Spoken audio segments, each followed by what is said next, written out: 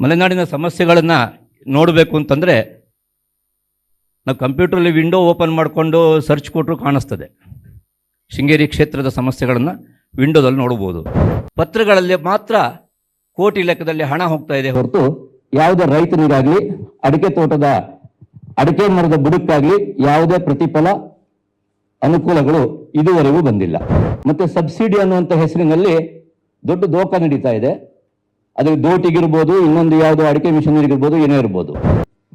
ಕಾರ್ಯಕ್ರಮದ ಅಧ್ಯಕ್ಷರೇ, ವೇದಿಕೆಯಲ್ಲಿರುವಂತಹ ಎಲ್ಲ ಹಿರಿಯರೇ ಹಾಗೂ ವೇದಿಕೆಯ ಮೊಮ್ಮಗಲಿರತಕ್ಕಂತಹ ಎಲ್ಲ ಸಹೃದಯರೇ, ನಾನು ಹುಟ್ಟಿದ್ದು ಗುಣವಂತೆ ಹತ್ರ ವೆಂಕಟೇಶಣ್ಣವರ ಮನೆಯಿಂದ ಸ್ವಲ್ಪ ದೂರದಲ್ಲಿ, ಬೆಳೆದಿದ್ದು ಕೊಪ್ಪ ಘಾಟಿಯಲ್ಲಿ. ಯಾಕೆ ಆ ವಿಚಾರ ಹೇಳ್ತಿದ್ದೀನಿ ಅಂತಂದ್ರೆ, ನಮ್ಮ ಕೊಪ್ಪ ಘಾಟಿಯಲ್ಲಿ ನಾನು ಬಾಲ್ಯದಲ್ಲಿ ಯೌವನದಲ್ಲಿ ಇರುವ ಕಾಲದಲ್ಲಿ ನಮ್ಮ ತಂದೆಯವರು ನಮ್ಮ ಗದ್ದೆಯನ್ನ ತೋಟವಾಗಿ ಪರಿವರ್ತನೆ ಮಾಡಿದರು. 2 ಎಕರೆ ಜಾಗ ಇದ್ದ. ಸುಮಾರು 7-8 ವರ್ಷಗಳ ಕಾಲ ಆರ್ಥಿಕ ಮೂಲ ಯಾವುದು ಅಂತಂದ್ರೆ, ಕೋಟೆಗುಡ್ಡದವರಿಗೆ ಹೋಗಿ ಹಲಸಿನ ಮರದಲ್ಲಿರ್ತಕ್ಕಂಥ ಹಲಸಿನಕಾಯಿ, ಮುರುಗನ ಹುಳಿ, ಅಲ್ಲೇ ಹತ್ರ ಇದ್ದಂತಹ ಸೀಗೆಕಾಯಿ, ಇದನ್ನು ತಗೊಂಡ್ಬಂದು ನಮ್ಮ ಜೀವನ ನಡೀಬೇಕಾಗಿತ್ತು. ಹೆಬ್ಬಲಸಿನ ಬೀಜದಲ್ಲಿ ಎಣ್ಣೆ ಮಾಡ್ತಾ ಇದ್ವಿ. ಅದರಲ್ಲಿ ಹಬ್ಬ ದಿನಗಳಲ್ಲಿ ಕರಿಯುವಂತಹದ್ದು, ಉಪ್ಪಿಟ್ಟಿಗೋ ಇನ್ಯಾವುದಕ್ಕೋ ಬಳಸ್ತಕ್ಕಂಥ ಎಣ್ಣೆ. ನಮಗೆ ಬಡತನ ಎಷ್ಟಿತ್ತು ಅಂತಂದ್ರೆ, ಹಸಿರು ಕಾಡಿನಲ್ಲಿ ದುಡ್ಡು ಕೊಟ್ಟು ತರಲಿಕ್ಕೆ ಆಗದೆ ಇರುವಂಥ ಪರಿಸ್ಥಿತಿ ಇತ್ತು. ಸಮೃದ್ಧವಾಗಿದ್ದಂತಹ ಅರಣ್ಯ ಅದು. ಹಲಸಿನ ಮರಗಳು, ಸಾಲು ಮರಗಳಿದೆ ಅಲ್ಲಿ. ಕುಂಬಾರ ಕೇರಿ ಅಂತ ಹೇಳ್ತಾರೆ. ಕೋಟೆಗುಡ್ಡಕ್ಕೆ ಕನೆಕ್ಟಿವಿಟಿ ಆಗ್ತಕ್ಕಂಥ ರೋಡು, ಕೆಸಿನಕೆರೆಯಿಂದ ಹೋಗ್ತಕ್ಕಂಥ ದಾರಿ. ಅಲ್ಲಿ 2 ಕಡೆ ಕಟ್ಟೆಗಳನ್ನು ಕಟ್ಟಿದ್ದಾರೆ. ಹಲಸಿನ ಮರಗಳಿದ್ದು, ಮುರುಗನ ಹುಳಿ ಮರಗಳಿದ್ದು ಅನರ್ಘ್ಯವಾಗಿತ್ತಲ್ಲಿ. ಮಂಗಗಳು ಮುರುಗನ ಹುಳಿಯನ್ನು ತಿಂದು ನಮಗೂ ಎಲ್ಲ ಉದುರಿಸ್ಕೊಡ್ತಾ ಇದ್ದು. ಇವತ್ತು ದುರಂತ ಅಂತಂದರೆ, ಅಲ್ಲಿ ಹಲಸಿನ ಮರಗಳನ್ನು ಒಂದನ್ನು ನಾವು ಕಾಣಲಿಕ್ಕಿಲ್ಲ. ಮುರುಗನ ಹುಳಿ ಮರನ ಆಮಂತ್ರ ಬಂದಂತಹ ನಗರ ಪ್ರದೇಶದಿಂದ ಬಂದಂಥವರು ಹಣ್ಣನ್ನು ಬಿದ್ದದನ್ನ ಹೆರ್ಕೋಕ್ಕೆ ಹೋಗೋದು ಬದಲಿಗೆ ಮರದ ಹರೆಯನ್ನೇ ಕಡಿದ್ರು. ಅದರ ಸಂತತಿಯೇ ಅಲ್ಲಿ ಸರ್ವನಾಶ ಆಗ್ತಾ ಇದೆ ಈಗ. ಇಲ್ಲ, ಯಾವುದೇ ರೀತಿಯಾದಂಥ ಹಣ್ಣು ಹಂಪಲುಗಳು ಕೋಟೆಗುಡ್ಡದ ಆ ಪಶ್ಚಿಮ ಘಟ್ಟದ ಭವ್ಯ ಕಾಡಿನೊಳಗಡೆ ಇವತ್ತಿಲ್ಲ. ಇದು ಉದಾಹರಣೆ ಪಶ್ಚಿಮ ಘಟ್ಟದ್ದು ಅಥವಾ ಘಾಟಿ ಕೋಟೆಗುಡ್ಡದ ಕಥೆ ಅಲ್ಲ, ಇಡೀ ಶೃಂಗೇರಿ ಕ್ಷೇತ್ರ ಮತ್ತು ಎಂಟೈರ್ ಪಶ್ಚಿಮ ಘಟ್ಟದ ಕಥೆ ಇದು. ಯಾಕೆ ಕಾಡು ಪ್ರಾಣಿಗಳು ನಮ್ಮ ನಗರಕ್ಕೆ ಅಥವಾ ಕಾಡಂಚಿನ ತೋಟಕ್ಕೆ ಅಥವಾ ಗದ್ದೆಗೆ ಬಂದು ತೊಂದರೆ ಕೊಡ್ತಾ ಇದ್ದಾವೆ ಅನ್ನೋದಕ್ಕೆ ಇದೊಂದು ಉದಾಹರಣೆ. ಮಲೆನಾಡಿನ ಸಮಸ್ಯೆಗಳನ್ನು ನೋಡಬೇಕು ಅಂತಂದರೆ ನಾವು ಕಂಪ್ಯೂಟ್ರಲ್ಲಿ ವಿಂಡೋ ಓಪನ್ ಮಾಡಿಕೊಂಡು ಸರ್ಚ್ ಕೊಟ್ಟರು ಕಾಣಿಸ್ತದೆ. ಶೃಂಗೇರಿ ಕ್ಷೇತ್ರದ ಸಮಸ್ಯೆಗಳನ್ನು ವಿಂಡೋದಲ್ಲಿ ನೋಡ್ಬೋದು. ಶೃಂಗೇರಿಗೆ ಕನೆಕ್ಟಿವ್ ಇರ್ತಕ್ಕಂಥ ಯಾವುದೋ ಮಂಗಳೂರು ರಸ್ತೆನೋ, ಕೊಪ್ಪ ರಸ್ತೆನೋ, ಆಗುಂಬೆದೋ, ಚಿಕ್ಕಮಗಳೂರು ರಸ್ತೆನಲ್ಲಿ ಹೋಗಬೇಕಾದ್ರೆ ಕಾರಿನ ವಿಂಡೋ ಓಪನ್ ಮಾಡಿಕೊಂಡ್ರೂ ಕಾಣಿಸ್ತದೆ ನಮಗಲ್ಲಿ. ಎಲೆ ಚುಕ್ಕಿ ರೋಗ ಬಂದಿದ್ದು, ಹಳದಿ ರೋಗ ಬಂದು ಸರ್ವನಾಶ ಆಗ್ತಾ ಇರತಕ್ಕಂಥ ದೃಶ್ಯಗಳು. ಇನ್ನೂ ಸ್ವಲ್ಪ ಏರ್ ವ್ಯೂ ಬೇಕು ಅಂತಂದರೆ ಶಂಕರಗಿರಿಯ ಮೇಲೆ ಹೋಗಿ ನಿಂತ್ಕೊಂಡ್ರೆ 360 ಡಿಗ್ರಿನಲ್ಲಿ ಕಾಣಿಸ್ತದೆ. ಅಲ್ಲಲ್ಲಿ ಹಳದಿ, ಅಲ್ಲಲ್ಲಿ QR ಕೋಡ್ ಥರ ಕಪ್ಪು ಚುಕ್ಕಿಗಳು, ಎಲೆ ಚುಕ್ಕಿ ರೋಗ ಬಂದಿದ್ದು, ಹಳದಿ ಎಲೆ ರೋಗದ್ದು. ಇನ್ನು ದುರಂತವಾಗಿ ಕಾಣಿಸ್ತಕ್ಕಂಥದ್ದು ಸಹಜ ಕಾಡನ್ನು ಆಕ್ರಮಿಸಿಕೊಂಡು ಬೆಳೀತಿರ್ತಕ್ಕಂಥ ಅಕೇಶಿಯ ಕಾಡು. ಇದು ಏರ್ ವ್ಯೂನಲ್ಲಿ ನೋಡುವಂಥ ದೃಶ್ಯಗಳು. ಮಲೆನಾಡ ರೈತರ ಬದುಕಿನ ವಾಸ್ತವ ಚಿತ್ರಣ ಅನ್ನೋದ್ರ ಬಗ್ಗೆ ಒಂದು ಪ್ರಬಂಧ ಮಂಡಿಸಬೇಕು ಅಂತ ಹೇಳಿದ್ರು. ಸರ್, ಟೈಮ್ ಆದ ತಕ್ಷಣ ಹೇಳ್ಬಿಡಿ. ನನ್ನ ಮೊದಲ ಬ್ಯಾಟ್ಸ್ಮನ್ ಆಗಿ ನನ್ನ ನಿಲ್ಲಿಸಿದ್ದಾರೆ. ಒಂದು 12 ಪಾಯಿಂಟ್ಗಳನ್ನು ಇದರಲ್ಲಿ ಸಿದ್ಧಗೊಳಿಸಿದ್ದೆ. 8 ನಿಮಿಷದಲ್ಲಿ ಆಗಲಿಕ್ಕಿಲ್ಲ, ಬಟ್ ಅದನ್ನು ಸಿದ್ಧಗೊಳಿಸಿದ್ದೇನೆ. ಅವರಿಗೆ ಹ್ಯಾಂಡ್ ಓವರ್ ಮಾಡ್ತೀನಿ ಅದನ್ನು. ಕಾಕತಾಳೀಯವಾಗಿ ಮೊನ್ನೆ ನಾನು ಈ ಪಾಯಿಂಟ್ಗಳನ್ನು ಸಿದ್ಧಗೊಳಿಸುವಾಗ ಭತ್ತದ ವಿಚಾರವನ್ನು 3ನೇ ಪಾಯಿಂಟಾಗಿ ಇಟ್ಕೊಂಡಿದ್ದೆ. ಆದರೆ ನಿನ್ನೆ ಅವರು ಪತ್ರಿಕೆಯಲ್ಲಿ ಆ ಪಾಯಿಂಟನ್ನು ಕಾಕತಾಳೀಯವಾಗಿ ಬರೆದಿದ್ರು. ನನಗೆ ತುಂಬ ಖುಷಿ ಆಯಿತು. ಅಭಿನಂದನೆ ಹಾಕಿಬಿಟ್ಟು ಅವ್ರಿಗೆ ಕಳಿಸಿದೆ. ಅದು ವಾಸ್ತವ ಚಿತ್ರಣವನ್ನು ನಾನು ಹೇಳಬೇಕಾದ್ದಿಲ್ಲ, ಅವರ ಲೇಖನದಲ್ಲಿ ಅದನ್ನು ತುಂಬ ಸ್ವಾರಸ್ಯವಾಗಿ ಹೇಳಿದ್ದಾರೆ. ಅದಕ್ಕೆ ಪರಿಹಾರ ಇರತಕ್ಕಂಥದ್ದು ಒಂದು 15,000 ರೂಪಾಯಿಯನ್ನು ಸರ್ಕಾರದವರು ಮಲೆನಾಡಿನ ಭತ್ತ ಬೆಳೀತಕ್ಕಂಥ ರೈತರಿಗೆ ಎಕರೆಗೆ ವಾರ್ಷಿಕ ಅನುದಾನವಾಗಿ ಕೊಟ್ಟರೆ ಭತ್ತ ಬೆಳೀತಕ್ಕಂಥವರು ಭತ್ತ ಬೆಳೆಯುವ ಸಾಧ್ಯತೆಗಳಿವೆ. ಇಲ್ಲದ್ರೆ ಈಗೆಲ್ಲ ಹೆಚ್ಚಿನ ಗದ್ದೆಗಳನ್ನು ಹಾಳು ಬಿಟ್ಟಿದ್ದಾರೆ ಅಥವಾ ಅಡಿಕೆ ಇತ್ಯಾದಿಗಳಿಗೆ ಬದಲಾವಣೆಗೊಳ್ತಾ ಇದೆ. ಅದು ಪುನಃ ಮತ್ತೆ ಬರಲಿಕ್ಕೆ ಸಾಧ್ಯ ಇಲ್ಲ. ಉಳಿದು ಹಾಳು ಬಿಟ್ಟಿರ್ತಕ್ಕಂಥ ಜಾಗದಲ್ಲಿ ಮಾತ್ರ ಭತ್ತ ಬೆಳೆಯುವ ಸಾಧ್ಯತೆ ಇದೆ.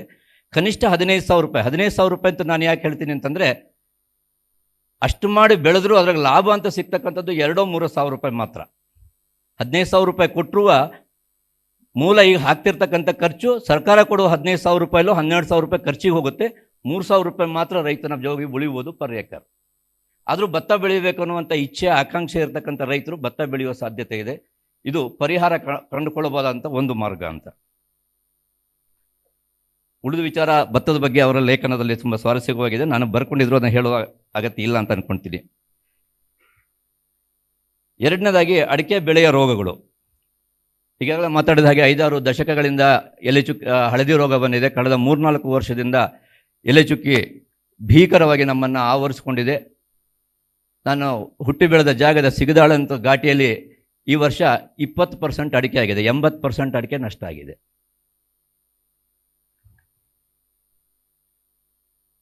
ಇದಕ್ಕೆ ಪ್ರಯೋಗಗಳ ಮಾಡಬೇಕು, ಸಂಶೋಧನೆ ಮಾಡಬೇಕು, ಔಷಧಿ ಕಂಡುಹಿಡಿಯಬೇಕು ಅನ್ನುವಂಥದ್ದು ಅನೇಕ ಬೇಡಿಕೆಗಳನ್ನು ನಾವು ಸರ್ಕಾರದ ಮುಂದೆ, ವಿಜ್ಞಾನಿಗಳ ಮುಂದೆ, ಸಂಶೋಧನಾ ಸಂಸ್ಥೆಗಳ ಮುಂದೆ, ವಿಶ್ವವಿದ್ಯಾನಿಲಯಗಳ ಮುಂದೆ ಇಟ್ಟರು ಕೂಡ ಇವತ್ತಿನವರೆಗೂ ಪ್ರಾಕ್ಟಿಕಲ್ ಆಗಿ ಯಾವುದೇ ರೀತಿಯಾದಂಥ ಸಂಶೋಧನೆ ಆಗಿಲ್ಲ. ಹಳದಿ ರೋಗಕ್ಕಂತೂ ಆಗೇ ಇಲ್ಲ. ಎಲೆ ಚುಕ್ಕಿಗೆ ಈಗ ಪ್ರಯತ್ನ ಸ್ವಲ್ಪ ಸ್ಟಾರ್ಟ್ ಆಗಿದೆ CPCRI ಇಂದ. ಅದು ಬಿಟ್ಟರೆ ಶೃಂಗೇರಿಯಲ್ಲಿರ್ತಕ್ಕಂಥ ಅಡಿಕೆ ಸಂಶೋಧನಾ ಕೇಂದ್ರ ಆಗಲಿ, ತೀರ್ಥಹಳ್ಳಿದಾಗಲಿ, ಅಲ್ಲಿಗೆ ವಿಜ್ಞಾನಿಗಳೇ ಇಲ್ಲ, ಲ್ಯಾಬ್ ಇಲ್ಲ. ಅದು ಅಡಿಕೆ ಸಮಸ್ಯೆಗಳಿಗೆ ಪರಿಹಾರ ಕಂಡುಕೊಳ್ಳೋದಕ್ಕೋಸ್ಕರವಾಗಿಯೇ ನಿರ್ಮಿತವಾದಂಥ 2 ಅಡಿಕೆ ಸಂಶೋಧನಾ ಕೇಂದ್ರಗಳು ಇವತ್ತು ನಿಷ್ಕ್ರಿಯತೆಯಲ್ಲಿ ಉಳ್ಕೊಂಡಿದೆ. ಇದಕ್ಕೆ ಪರಿಹಾರ ಏನು ಅಂತಂದರೆ ಅದನ್ನು ಕ್ರಿಯಾತ್ಮಕವಾಗಿ ಎಬ್ಬಿಸ್ತಕ್ಕಂಥದ್ದು, ಅದಕ್ಕೆ ಬೇಕಾಗ್ತಕ್ಕಂಥ ಮೂಲಧನವೋ ಸೌಕರ್ಯಗಳನ್ನು, ಲ್ಯಾಬ್ ಸೌಕರ್ಯಗಳನ್ನು ಪ್ರೊವೈಡ್ ಮಾಡ್ತಕ್ಕಂಥದ್ದು ತಕ್ಷಣವೇ ಆಗಬೇಕು ಅಂತ. ಮತ್ತು ಸರ್ಕಾರದ ಬೆಳೆ ನಷ್ಟ ಪರಿಹಾರಕ್ಕೆ 2023-24ರಲ್ಲಿ 225.73 ಕೋಟಿಗಳನ್ನು ರಾಜ್ಯ ಸರ್ಕಾರ ಕೇಂದ್ರ ಸರ್ಕಾರಕ್ಕೆ ಪ್ರಸ್ತಾವನೆ ಇಡ್ತದೆ. ಅದಕ್ಕೆ ಸಂಬಂಧಪಟ್ಟ ದಾಖಲೆಗಳನ್ನು ಇದರಲ್ಲಿ ಲಗತ್ತಿಸಿದ್ದೇನೆ. ಆ ಪತ್ರವನ್ನು ಅದಕ್ಕೆ ಪ್ರತಿಕ್ರಿಯೆಯಾಗಿ ಕೇಂದ್ರ ಸರ್ಕಾರ ಹೇಳುತ್ತೆ 60% 40%ಅಲ್ಲಿ ಅನುದಾನವನ್ನು ಕೊಡುವುದಕ್ಕೆ, ಅಂದರೆ 60% ನಾವು ಹಾಕ್ತೀವಿ, ರಾಜ್ಯ ಸರ್ಕಾರ 40% ಕೊಡಬೇಕಂತ. ಕೇಂದ್ರ ಸರ್ಕಾರದಿಂದ ಬಂದಿರತಕ್ಕಂಥ ಪತ್ರದ ಕಾಪಿ ಇಲ್ಲಿದೆ. 2024ರಲ್ಲಿ ಆಗಿದ್ದು, 23 ಡಿಸೆಂಬರಲ್ಲಿ ಆಗಿದ್ದು, ಇವತ್ತಿನವರೆಗೂ ಕೂಡ ಅಲ್ಲಿಂದ ಮುಂದಕ್ಕೆ ಅದು ಹೋಗಿಲ್ಲ, ಅಲ್ಲಿಗೆ ನಿಂತಿದೆ. ಅದೇ ರೀತಿ ಕಳೆದ ಡಿಸೆಂಬರ್ನಲ್ಲಿ 178 ಕೋಟಿ, ಮತ್ತೆ 178 ಕೋಟಿ ಬೇಕು ಅಂತ ರಾಜ್ಯ ಸರ್ಕಾರ ಪ್ರಸ್ತಾವನೆಯನ್ನು ಕೇಂದ್ರ ಸರ್ಕಾರ ಮುಂದಿಟ್ಟಿದೆ. ಕೇಂದ್ರ ಸರ್ಕಾರದಿಂದ ಇನ್ನೂ ಉತ್ತರ ಬಂದಿಲ್ಲ. ಪತ್ರಗಳಲ್ಲಿ ಮಾತ್ರ ಕೋಟಿ ಲೆಕ್ಕದಲ್ಲಿ ಹಣ ಹೋಗ್ತಾ ಇದೆ ಹೊರತು ಯಾವುದೇ ರೈತನಿಗಾಗಲಿ, ಅಡಿಕೆ ತೋಟದ ಅಡಿಕೆ ಮರದ ಬುಡಕ್ಕಾಗಲಿ ಯಾವುದೇ ಪ್ರತಿಫಲ ಅನುಕೂಲಗಳು ಇದುವರೆಗೂ ಬಂದಿಲ್ಲ ಅಂತ ಹೇಳೋದ್ರ ಬದಲಿಗೆ ಇನ್ನೊಂದು ತಮಾಷೆ ಇದೆ. ಎಕರೆಗೆ 600 ರೂಪಾಯಿ ಮೈಲ್ ತೂತ ಕೊಡ್ತಾರೆ. ಎಕರೆಗೆ 600 ರೂಪಾಯಿ ಮೈಲ್ ತೂತ ಕೊಡ್ತಾರೆ. 600 ರೂಪಾಯಿ ಮೈಲ್ ತೂತ ಎಷ್ಟು ಬರ್ಬೋದು? 1 ಎಕರೆಗೆ ಬೇಕಾಗ್ತಕ್ಕಂಥದ್ದು ಕನಿಷ್ಠ ಅಂತಂದ್ರೆ 40,000 ರೂಪಾಯಿ ಔಷಧಿ ಹೊಡಿಲಿಕ್ಕೆ ಖರ್ಚು ಬರ್ತದೆ. ಅದಕ್ಕೆ ಸರ್ಕಾರ ಕೊಡ್ತಕ್ಕಂಥದ್ದು 600 ರೂಪಾಯಿ. ನಮ್ಮಲ್ಲಿ ಭಿಕ್ಷೆ ಅಂತ ಹೇಳಬಹುದಾದಂಥ ಶಬ್ದ ಬಳಸಿದ್ರೆ ಭಿಕ್ಷೆಯನ್ನು ಕೊಡ್ತಾ ಇದೆ. ಮತ್ತೆ ಸಬ್ಸಿಡಿ ಅನ್ನುವಂಥ ಹೆಸರಿನಲ್ಲಿ ದೊಡ್ಡ ದೋಖ ನಡೀತಾ ಇದೆ. ಅದು ದೋಟಿಗಿರ್ಬೋದು, ಇನ್ನೊಂದು ಯಾವುದೋ ಅಡಿಕೆ ಮಿಷನರಿಗಿರ್ಬೋದು, ಏನೇ ಇರ್ಬೋದು. 40% 50% ಸಬ್ಸಿಡಿ ಅಂತ. ವಾಸ್ತವವಾಗಿ ಆ ಸಬ್ಸಿಡಿಯ ಆಳದಲ್ಲಿ ಹೋಗಿ ನೋಡಿದರೆ ಒಂದು ರೂಪಾಯಿನೂ ಕೂಡ ರೈತರಿಗೆ ಅದರ ಬೆನಿಫಿಟ್ ಸಿಗ್ತಾ ಇಲ್ಲ. ವ್ಯಾಪಾರಸ್ಥರು, ಮಧ್ಯವರ್ತಿಗಳು, ಇಲಾಖಾ ಅಧಿಕಾರಿಗಳು, ಸರ್ಕಾರ ಅಥವಾ ಇನ್ನೂ ಯಾರೋ ಇದರ ಫಲಾನುಭವಿಗಳು, ರೈತ ಮಾತ್ರ ಅಲ್ಲ. ಈ ವ್ಯವಸ್ಥೆಯನ್ನು ಸರಿಪಡಿಸುವುದರಲ್ಲಿ ಒಂದು ಪ್ರಯತ್ನ ಆಗಬೇಕು. ಎಲೆ ಚುಕ್ಕಿ ರೋಗ ಪರಿಣಾಮ ಏನಾಗಿದೆ, ಹಳದಿ ರೋಗದ ಪರಿಣಾಮ ಏನಾಗಿದೆ ನಮಗೆಲ್ಲರಿಗೂ ಗೊತ್ತಿದೆ. 70-80% ಬೆಳೆ ನಷ್ಟ ಆಗಿದೆ. ಸಾಧ್ಯವಾದಲ್ಲಿ ಅದಕ್ಕೆ ರೈತರಿಗೆ ಈಗ ವಿದ್ಯಾಭ್ಯಾಸ ಮಾಡುವಾಗ ಸರ್ಕಾರ ಲೋನ್ ಕೊಡ್ತದೆ. ಆ ಲೋನ್ ಕೊಟ್ಟಿದ್ದನ್ನು ವಿದ್ಯಾಭ್ಯಾಸ ಮುಗಿದು ಕೆಲಸಕ್ಕೆ ಸೇರಿದ ಮೇಲೆ ಅಲ್ಲಿಂದ ಅದಕ್ಕೆ ಬಡ್ಡಿ ಲೆಕ್ಕ ಮತ್ತು ಪ್ರೀಮಿಯಂ ಅಸಲು ಬಡ್ಡಿ ಲೆಕ್ಕ ಹಾಕ್ತಾರೆ. ಆ ರೀತಿ ಮುಂದಿನ ಒಂದು 5 ವರ್ಷಗಳವರೆಗೆ ನಮಗೆ ಈ ವ್ಯವಸ್ಥೆಯಿಂದ ಒಂದು ನಾರ್ಮಲ್ ಸ್ಥಿತಿಗೆ ಬರುವುದಕ್ಕೆ ಏನು ಸಾಲ ಇದೆ ಆ ಸಾಲವನ್ನು ಮರುಪಾವತಿನೂ ಸ್ಥಗಿತಗೊಳಿಸಿ, ನಾವು ಸಾಲ ಮನ್ನಾ ಕೇಳೋದಲ್ಲ, ನನ್ನ ವೈಯಕ್ತಿಕ ಅಭಿಪ್ರಾಯ, ಸಾಲ ಮನ್ನಾ ಅಲ್ಲ, ಒಂದು 5 ವರ್ಷದೊಳಗೆ ಬಡ್ಡಿನೂ ಇಲ್ಲ, ಸಾಲ ಮರುಪಾವತಿನೂ ಇಲ್ಲ.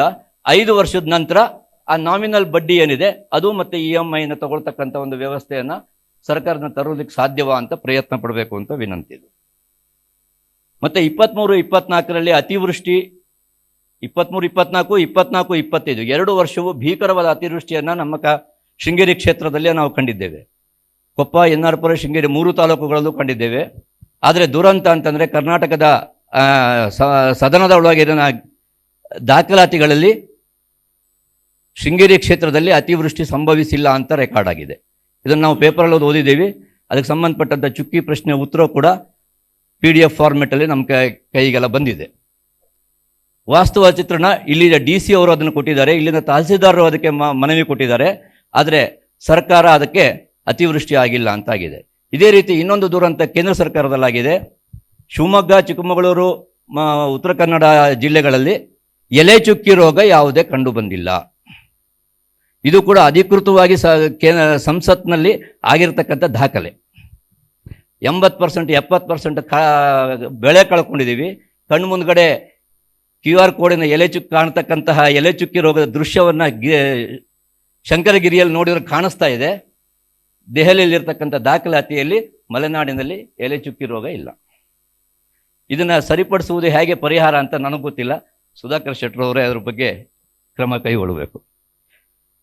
ಮುಖ್ಯವಾಗಿ ಜೀವನಾಧಾರವಾಗಿರ್ತಕ್ಕಂತಹ ಕೃಷಿ ಮತ್ತು ವಾಸದ ಮನೆಗೆ ಹಕ್ಕುಪತ್ರಗಳನ್ನು ಕೊಡ್ತಕ್ಕಂಥದ್ದು, ಕೊಟ್ಟಿದ್ದನ್ನು 1980ರ ನಂತರ ಕೊಟ್ಟಿರ್ತಕ್ಕಂಥದ್ದನ್ನು ಅಕ್ರಮ ಮಂಜೂರಾತಿ ಅಂತ ಅರಣ್ಯ ಇಲಾಖೆ ನೋಟಿಫಿಕೇಶನ್ ಮಾಡಿರ್ತಕ್ಕಂಥದ್ದು, ಅದಕ್ಕೋಸ್ಕರ SIT ತಂಡ ರಚನೆ ಆಗಿರೋದು, ಸರ್ವೆ ನಡೀತಾ ಇರ್ತಕ್ಕಂಥದ್ದು, ನಾಳೆ ನಮ್ಮ ಮನೆಗೆ ಬರ್ಬೋದಂತ ನೋಟಿಸು.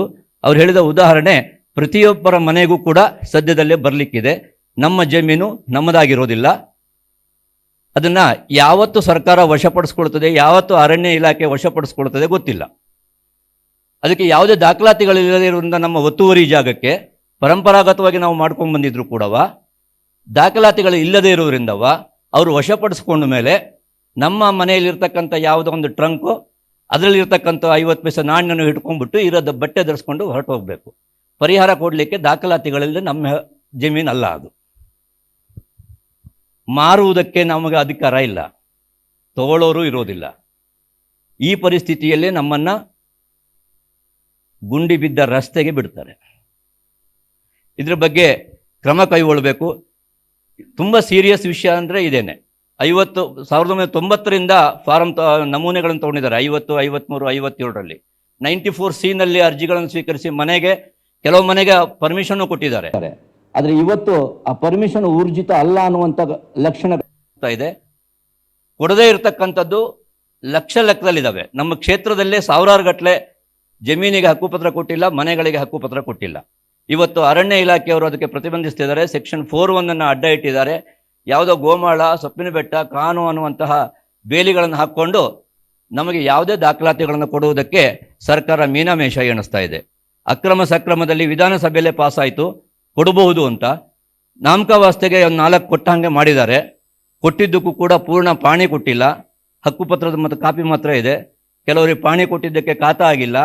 ಅದಕ್ಕೆ ಆಧಾರ್ ಕಾರ್ಡಿಗೆ ಜೋಡಣೆ ಮಾಡೋದಕ್ಕೆ ಅದು ಆಗ್ತಾ ಇಲ್ಲ. ತೊಡಕುಗಳು 10 ಇದ್ದಾವೆ. ಇದನ್ನು